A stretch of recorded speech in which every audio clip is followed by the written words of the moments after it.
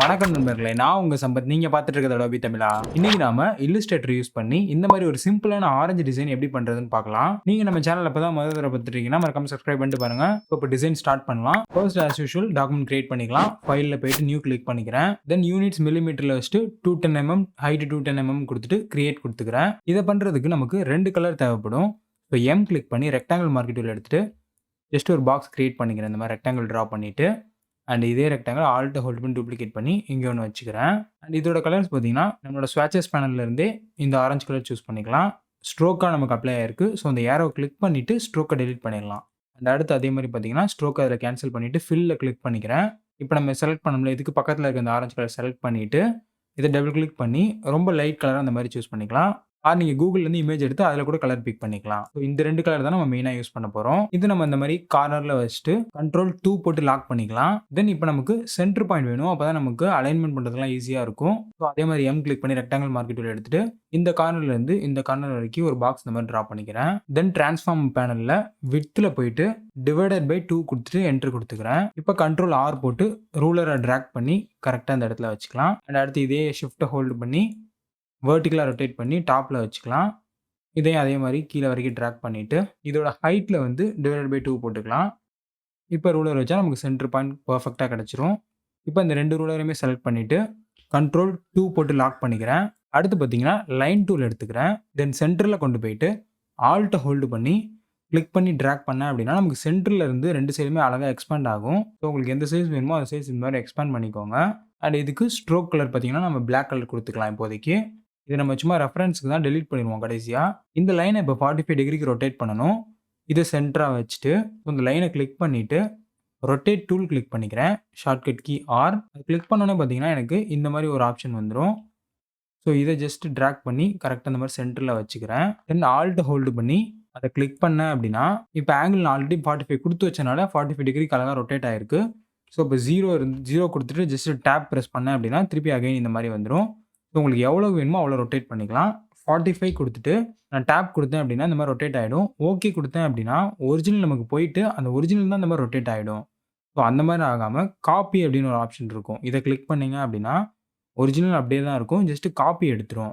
இப்போ இந்த காப்பி பண்ணோம்ல, இந்த ஸ்டெப்பை அகைன் அண்ட் அகைன் அதே 45 டிகிரிக்கு ரிப்பீட் பண்ணணும் அப்படின்னா ஜஸ்ட் Ctrl+D ஒரு தடவை ப்ரெஸ் பண்ண ரிப்பீட் ஆகும். பார்த்தீங்கன்னா எனக்கு பெர்ஃபெக்டான இந்த மாதிரி ஸ்டார் கிடச்சிருச்சு. அடுத்து வந்து ரெக்டாங்கிள் டூலை ஹோல்டு பண்ணி எலிப்ஸ் டூல் எடுத்துக்கிறேன். அதே மாதிரி சென்டரில் இருந்து ஆல்ட்டை ஹோல்டு பண்ணி இந்த மாதிரி எலிப்ஸ் ட்ரா பண்ணிக்கிறேன். ஸ்ட்ரோக் வந்து ஃபில்லாக மாற்றிக்கிறேன். சம் கலர் சூஸ் பண்ணிக்கலாம். இந்த ஆரஞ்சே கூட சூஸ் பண்ணிக்கலாம். ஐ கிளிக் பண்ணி இந்த ஆரஞ்சு சூஸ் பண்ணிட்டு கரெக்டாக அந்த கீழேருந்து வர மாதிரி அலைன் பண்ணிக்கலாம் அந்த இடத்துல.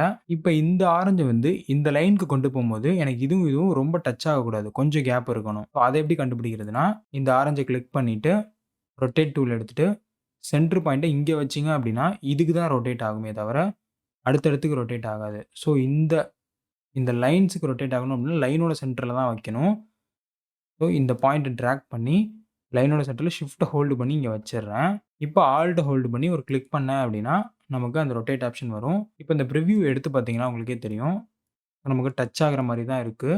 அதனால் கேன்சல் பண்ணிவிட்டு ஆல்ட்டை ஹோல்டு பண்ணி லைட்டாக இந்த மாதிரி சைஸை ரெடியூஸ் பண்ணிக்கிறேன். இப்போ அதே மாதிரி ரொட்டேட் டூல் எடுத்துகிட்டு நான் ஆல்ட்டை ஹோல்டு பண்ணி கிளிக் பண்ணுறேன். ஸோ இப்போ பார்த்தீங்கன்னா கரெக்டாக இருக்கும். அதனால் இப்போ காப்பி கிளிக் பண்ணிக்கிறேன். தென் Ctrl+Dயை அகைன் அண்ட் அகைன் ப்ரெஸ் பண்ண நம்ம ஒவ்வொரு இதுக்குமே போயிடும். இப்போ ஏ கிளிக் பண்ணி இந்த எலிப்ஸில் இருக்க டாப்பில் இருக்க நோடை இந்த மாதிரி செலக்ட் பண்ணிக்கிறேன். தென் ஷிஃப்ட்டை ஹோல்டு பண்ணி ஒவ்வொரு எலிப்ஸில் இருக்க டாப் நோடை இந்த மாதிரி செலக்ட் பண்ணிக்கலாம். அதாவது இன்சைடில் இருக்க நோடை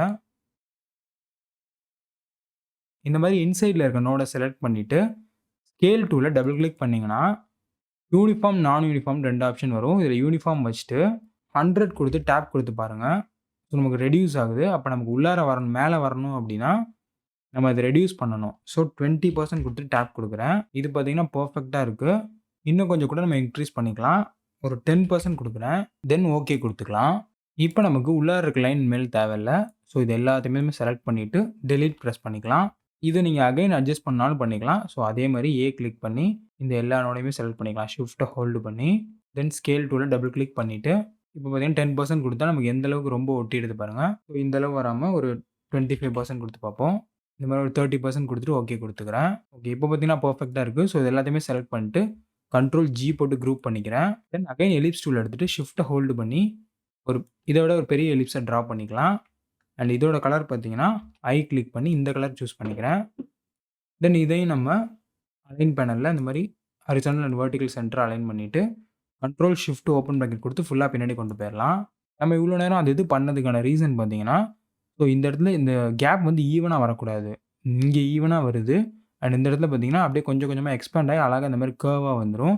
ஸோ எல்லா இதுலயுமே பெர்ஃபெக்ட்டா இதே மாரி வந்திருக்கும். இப்ப பார்த்தீங்கன்னா, ஒரு ஆரஞ்சு ஃபீல் இருக்கும்.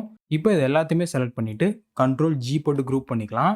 தென் ஆல்ட்ட ஹோல்டு பண்ணி, இந்த மாரி லைட்டா ஸ்ட்ரிங்க் பண்ணிக்கலாம். இப்ப அகைன் எலிப்ஸ் டூல் எடுத்துட்டு, ஷிஃப்ட்ட ஹோல்டு பண்ணி ஒரு சர்க்கிள் டிரா பண்ணிக்கலாம். இந்த சர்க்கிளோட கலர் இந்த ஆரஞ்சு கலரே குடுத்துக்கோங்க. இந்த சர்க்கிள இப்ப பின்னாடி கொண்டு போயிட்டு, இந்த சர்க்கிளோட டாப் சென்டர் வந்து இந்த லைன்ல டச் ஆயிருக்கணும். ஸோ இந்த மாரி. அந்த பாட்டம் சென்டர் இங்க டச் ஆயிருக்கணும். ஸோ அப்ப ஷிஃப்ட்ட ஹோல்டு பண்ணி இந்த மாரி ஷ்ரிங்க் பண்ணுங்க. ஷிஃப்ட் ஹோல்டு பண்ணாம ஈவனா இல்லாம இந்த மாரி ஷ்ரிங்க் பண்ணிறாதீங்க. பிகாஸ் நமக்கு இந்த ஆரஞ்சோட ஹால்ஃப் வந்து கர்வ் பெர்ஃபெக்ட்டா இருக்கணும். அதுக்காக தான் இந்த மாரி பண்றோம். இப்போ ஓகேவா இருக்கு. பட் நம்ம இப்படியே விட்டுறாம, ஜஸ்ட் ஷிஃப்ட்ட ஹோல்டு பண்ணி இந்த மாரி லைட்டா லெஃப்ட் சைட்ல மூவ் பண்ணிக்கலாம். இப்ப இது எல்லாத்தையுமே செலக்ட் பண்ணிட்டு, ஷேப் பில்டர் டூல் எடுத்துட்டு ஆல்ட்ட ஹோல்டு பண்ணி ரைட் சைட்ல இருக்கிறத கட் பண்ணிக்கலாம். அவ்வளோதான் பார்த்தீங்கன்னா, நம்மளோட ஆரஞ்சு பீஸ் ரெடி ஆயிடும். இப்ப கண்ட்ரோல் ஆல்ட் 2 போட்டு எல்லாத்தையுமே அன்லாக் பண்ணிட்டு, இந்த ரூலர்ஸ டெலீட் பண்ணிறலாம். இதுக்கப்புறம் ரூலர்ஸ் தேவையில்ல. ஸோ இத மட்டும் கண்ட்ரோல் ஜி போட்டு குரூப் பண்ணிட்டு, ஆல்ட் ஹோல்டு பண்ணி டூப்ளிகேட் பண்ணிக்கலாம். தென் ரைட் கிளிக் பண்ணி டிரான்ஸ்ஃபார்ம்ல ரிஃப்ளெக்ட் கிளிக் பண்ணிட்டு ஓகே குடுத்துக்கலாம். அவ்வளோதான் பார்த்தீங்கன்னா, நம்ம டிசைன் கம்ப்ளீட் பண்ணிட்டோம். ஸோ நீங்களும் இத ட்ரை பண்ணி பாருங்க. இந்த கன்டென்ட் யூஸ்ஃபுல்லா இருந்துச்சுன்னா மறக்காம கமெண்ட்ஸ்ல சொல்லுங்க. அடுத்த வீடியோல வேற ஒரு இன்ட்ரஸ்டிங்கான கன்டென்ட்டோட சந்திக்கிறேன் நண்பர்களே. நன்றி, வணக்கம்.